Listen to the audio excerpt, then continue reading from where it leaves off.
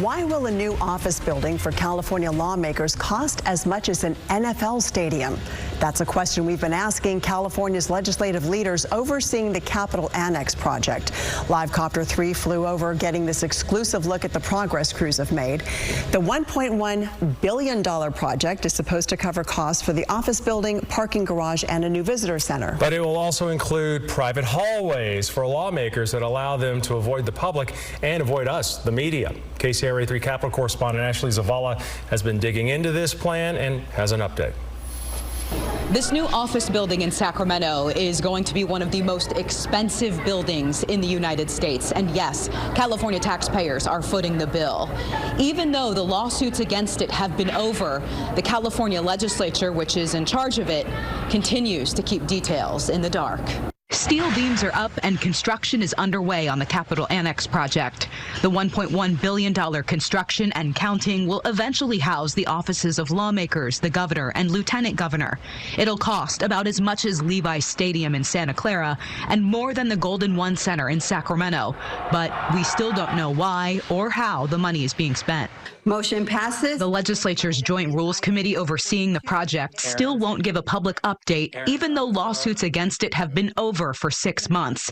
No one with Joint Rules would do an interview with us on Monday, but officials confirmed there are now no plans to construct the visitor center on the west side of the historic Capitol. But even without that part, they said the budget for the project overall won't change. Does that make sense to you? No, it doesn't. Dick Cowan is the ex-chairman of the Historic State Capitol Commission and is part of the group that sued over the project. Among the many questions we have is, what's the project going to cost now? Has it continued to rise as it did over the last years? When will the project be complete?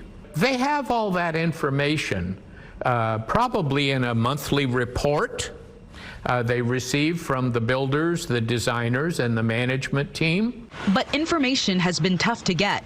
As we reported last year, more than 2,000 people involved in the project signed non-disclosure agreements, legally requiring some lawmakers, government officials, and others to keep quiet about what's going on. The cost estimate has more than doubled since 2018, and the NDAs are still in place. I think this building is already a tremendous strain on taxpayers. And at the end of the day, it's been gone about in a way that has lacked transparency at every step of the way. The main way we're able to get information lately is through leaks. The latest, the new building will have private hallways for lawmakers, allowing them to avoid the public and media after they debate and vote in hearing rooms.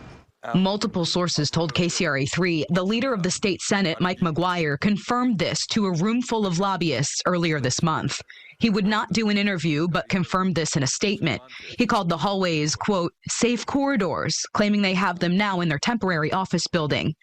He said they are, quote, designed to help ensure the safety and security of lawmakers, which is even more important today, given the events that unfolded on January 6th at our nation's Capitol building and the active threats public officials continue to face. I think this is the height of hypocrisy. You are using taxpayer dollars to build a taxpayer-funded facility, and yet you are going to design it in a way that shields you from the public, and shields you from accountability.